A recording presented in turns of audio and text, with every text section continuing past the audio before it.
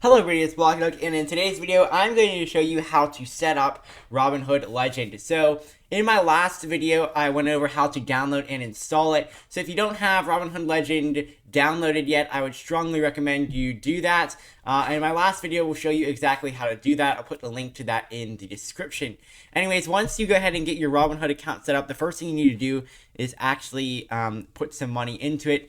And I have another link in the description for that. But anyways, this video is going over how to set it up. So let's get started with that. So when you start out, it'll show this random blank screen right here.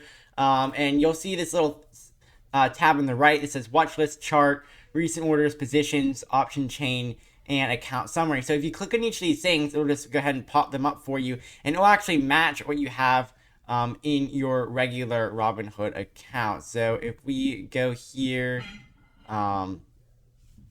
it'll go ahead and show your account right here. I'm not even sure this is updated. Yeah, this isn't updated. There we go.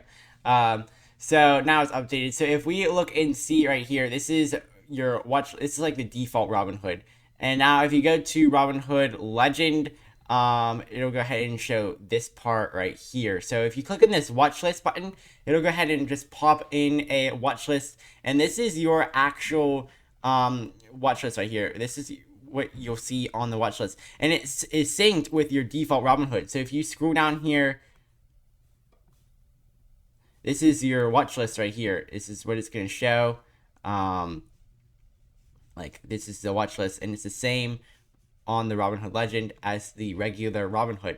And now that you have that open, this is where it'll show the watch list, and you can actually click on a stock right here, and it'll go ahead and show the chart. But we have to actually add the chart first. If you notice, those tabs went away, and now there's just this little add widget button over here. So if you click on that, it'll go ahead and bring this thing back up. So now we're going to click on where it says chart, and it's going to go ahead and load up the chart for Apple right here. And it does take a little while to load up the chart for the first time that you put it on. Like it'll take like a few seconds to load it up.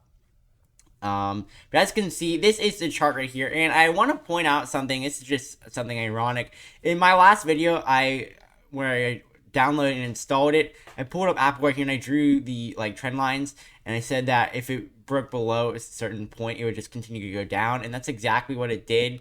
So that's pretty cool. But anyways, we have the chart right here, and we have the watch list right here. And now what we're going to do, now that we have our chart, you can actually change it. So you can go to your watch list and you can change it. Let's say we want to look at Meta. You can click on that right here, and it'll go ahead and load up the stock right there for Meta. And you can change it back and forth to all of these different watch lists right here. And if you want to go ahead, so it'll show all the watch lists. If you want to add a new thing, you can click this add button down here, and you can actually search for a stock.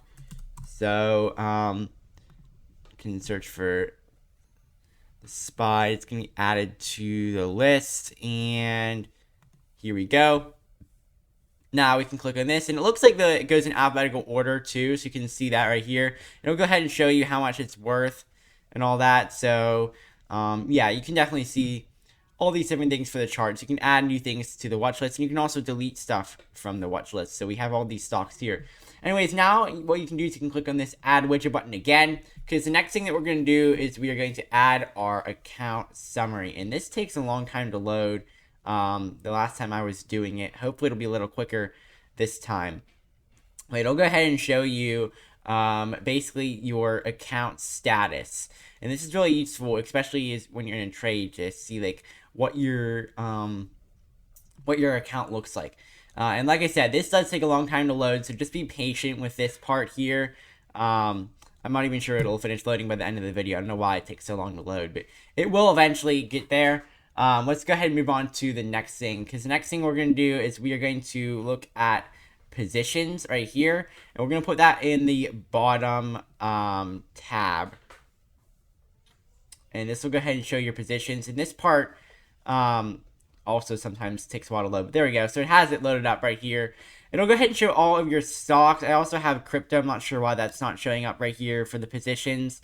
I'll have to do more research on that.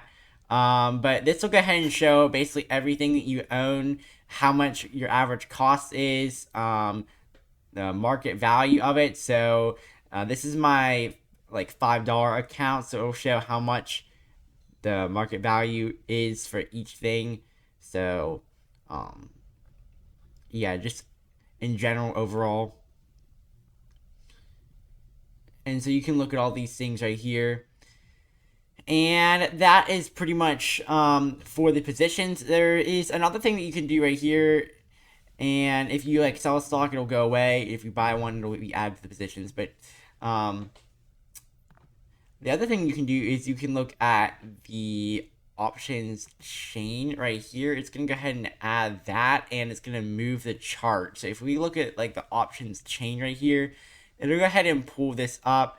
I don't currently have options trading enabled on this account, but if you did, it would show like all the places, all the different options you could buy. So like if you're looking at this chart right here, then you can actually go ahead and you can actually go in and trade an option with this thing right down here, and you look at the chart up here. Another thing that you can do is you can make this stuff bigger or smaller. So like you can make that smaller. I'm not sure why it didn't get smaller, but you can definitely rearrange the size of these things. You can make it go smaller like that, or you can make it go bigger, kind of like that. So yeah, it does, rearrange a little bit with that stuff right there, with the watch list. And the only other thing we didn't add, we have 5 different things added, is the recent orders right here. And that will just pop up over there. I don't see a whole lot of reason why to pull up the recent orders, especially if it's going to just get rid of the other stuff right here. So we're not going to add that for this one. And we're actually going to delete this one as well, and just have this be our default setup. And we did delete it, so we may have to move it down there like that. Now we have our chart is a lot bigger. So as you can see, that is pretty much what the chart looks like. This thing still didn't load up yet. Like I said, it does take a long time. It will get there eventually. It might be because I'm recording too. It doesn't want to show that information, which is actually pretty smart.